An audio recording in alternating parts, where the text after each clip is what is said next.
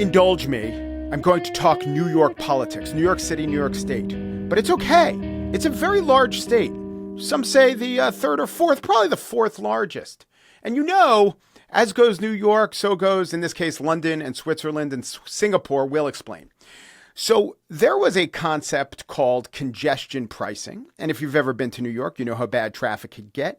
And they would set a zone downtown where cars would be allowed in, but at a very high toll. So the city would get this toll. That would be good for spending on projects. And it would also reduce traffic. Therefore, public transportation like buses would move around more freely and pollution would subside. The environmentalists liked it. People who wanted money for the city liked it. People who lived outside downtown didn't like it because now they're going to have to pay a toll. But it seemed like the sort of thing that a Democratic mayor and a Democratic governor could get on board with. Only Kathy Hochul, the Democratic governor of New York, killed the proposal. And the thinking was she wanted to protect Democrats running for the House of Representatives in districts near to New York. Now she has resurrected the idea.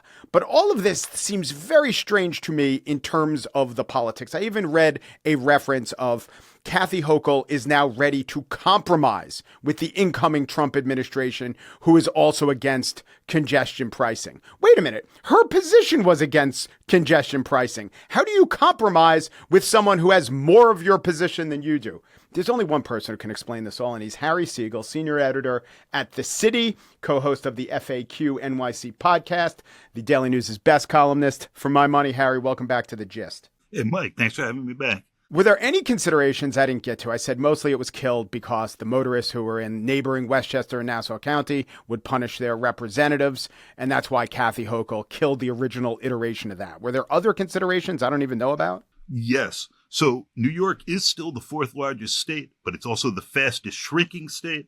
So we'll see what happens by the time we get to 2030 there. It's a troubled place, a few different ways. Look, the MTA does not have enough money to keep the trains going in the way New Yorkers need for the city to function. It's a big problem, and there's this elaborate congestion pricing scheme to change it. There's not anything like in the United States. London has one. There's ones elsewhere, right? And Kathy Hochul put a lot of muscle into this.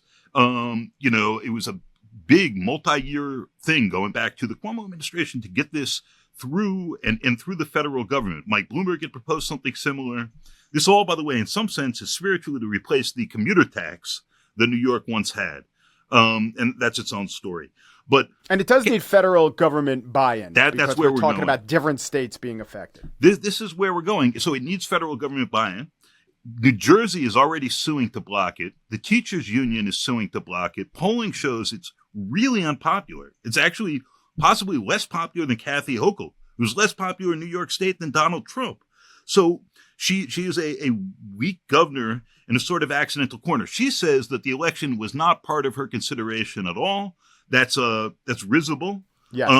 And she says she went to a diner and talked to people and they were against it. And this was after she floated. She was like, all right, maybe they're right.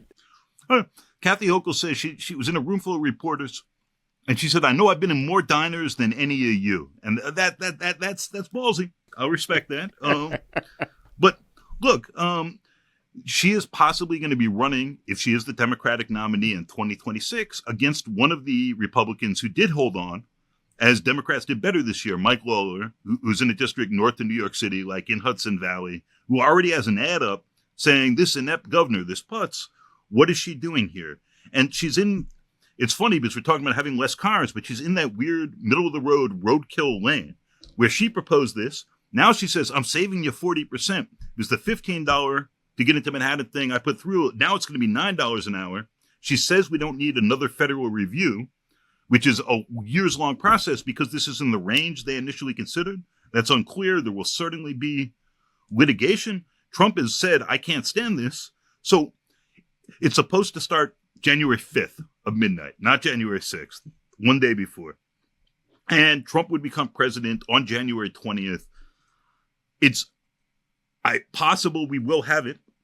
And this will already exist. The cameras are already in place because we're going to have it early this year. And then she put this abrupt pause on it because of the election, although she says otherwise. But we'll see. I would not be stunned if this never occurs. And it's possible This gets through. It survives the legal challenges, and there's not much that federal authority can do because it's already been implemented. It's just a remarkably strange moment, and one when Democrats' weakness, even in New York State, is becoming more obvious and manifest. Let's talk about if she committed political malpractice. So there is a case to be made that she knew a few of those House districts the Democrat would probably lose if there was congestion pricing. Mike Lawler's was one. He actually beat Mondaire Jones. But there were a couple, Democrats did pretty well in some of these districts. And on Long Island, Laura Gillen ran as an opponent to congestion pricing as a Democrat. And because Hochul killed the bill, she said, I was involved in that. You could make the case that she got what she wanted in terms of pausing or killing this to help out a couple of the Democrats running for the House. Is that fair, to be very fair to her? That's absolutely fair. And damage could have been done otherwise. And so maybe this was all politically wise, and she's bravely, shouldering the backlash now and pissed off Long Islanders and all that stuff for having done what she could to help Democrats try to control the House. They didn't get there, but New York was not the issue. To bring up one other federal issue, I was talking to a candidate I won't name in Long Island who lost before the election, and this person said to me, look, everyone who commutes into the city and the first thing they see when they come out are these migrant hotels. Harry, I'm telling you, if I lose, that's what happened. And that was striking to me. And not, as a New Yorker, how I'd been thinking about them, but they are all around Midtown. They're an issue that the local piles have struggled with. Mayor Eric Adams, who's a Democrat, seems to be in some alignment with Trump. And arguing about this was definitely in tension with the Biden administration. And it's not just having the hotels, and propping up that industry, but having them in Midtown, and like the Long Island people seeing that, and the tourists, and sort of changing the feel of the place has had. And then after the pandemic, which had its own very weird vibes there, I think it's had an interesting effect. But I apologize if I digress. No, it's okay. I'm thinking of the Democrats who lost on Long Island. It wasn't Swazi, it wasn't Gillen. It might have. I think isn't John Avlon the only Democrat who lost on Long Island? Am I missing someone? I don't want to sell you out, Harry. I'm just doing the math here.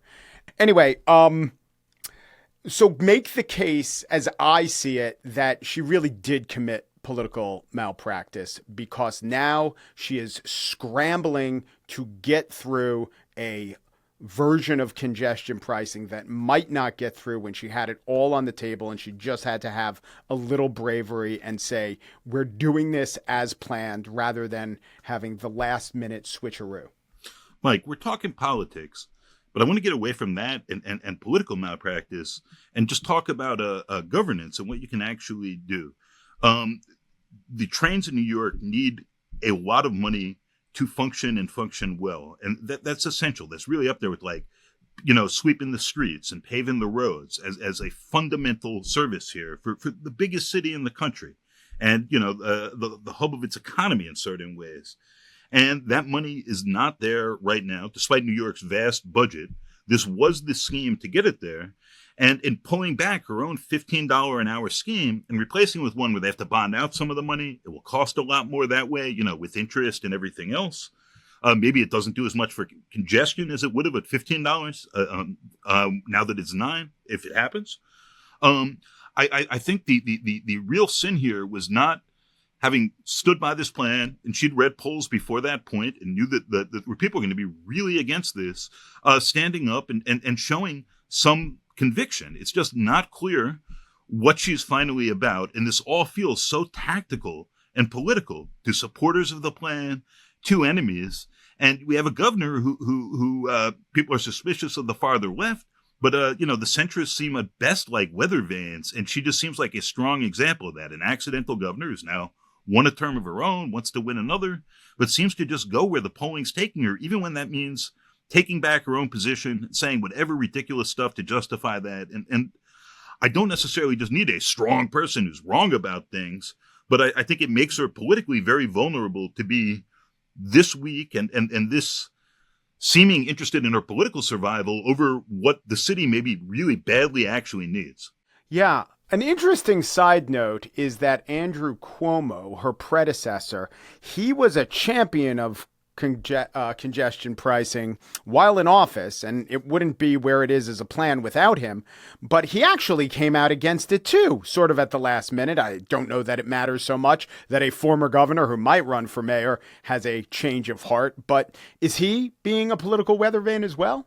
Sort of, yes. But let me just say, Andrew Cuomo doesn't want to run against Eric Adams. He wants to run against Kathy Hochul. He wants to be governor again. This is a guy who's constantly monologues about how the city is a creature of the state, and I can fire the mayor and things like that. And if he wants to get back in the game, maybe running for mayor, it's like too prime an opportunity to pass up, but it's not where his heart is at.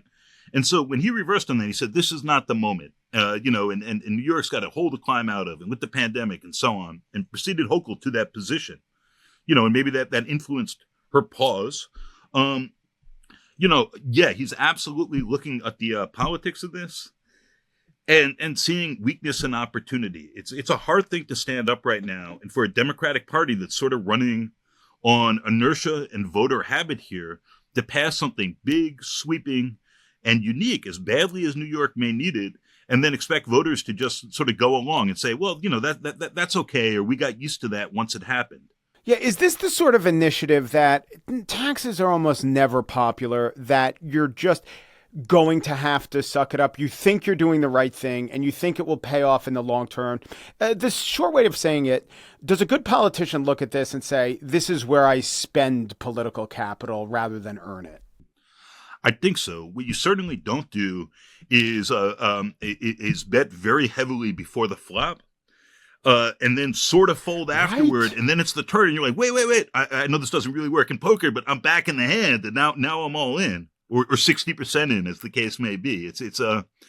It's whatever outcome you're trying to get to. This is highly inadequate gameplay. Yeah, that's what I was thinking when I was reading phrases about she's looking to compromise and she's, trying to reintroduce this to beat Trump's swearing in. I was just thinking to myself, does she, or I guess others of her position, are they just inadequate in terms of game theory? Or I can ask you, did they not think that there was a possibility that Trump would win? If you think that Trump would win, then you say, all right, well, maybe we could resurrect it during the interregnum between the election and his swearing in. Did they conceive of that months ago? Like, speaking as a sports guy, right? That the same outcome, a different outcome, but the same. I pitched the same 7 innings, and we win or we lose. It's a totally different story. Right. And so maybe Hochul's making a bet here, and we don't get to see the other end, where she has a huge chit in with Speaker of the House, Hakeem Jeffries, and with the incoming Harris administration, and she's helped, save them, get their grease out of the fire or whatever. Took political risks to do so, and now is getting paid off. And maybe that bet would have been worth it, in the 35 or 38% of the outcomes where we ended up there. But we're in the other 62%, and now she looks weak and foolish. But I will say that part of being a serious politician is staking yourself to a position and being willing to look weak and foolish. If your bet doesn't play out, and still having the confidence to keep playing that way. I think this is a really sad example of doing it. But I do think there was a bet the other way, and that she had some of that in mind, that she could help Democrats here. She could still get the plan through on the other end, and she'd have some favors to call in for having taken the risk. And maybe we should, if we were more policy oriented, you were following my lead, I'd have done the right civic thing and started with this. But what do you think, or what does your reporting show is it a good policy? Or let's put it this way. What are the strengths of the policy that you really think are the strengths? And what do you think are the real weaknesses? So the MTA could really, really use the money. And it's a way of getting people in the broader region who actually depend on the city, and the people are taking the trains, even if they're not, or that's not their main thing, to put that money in. And that's serious and important and urgent.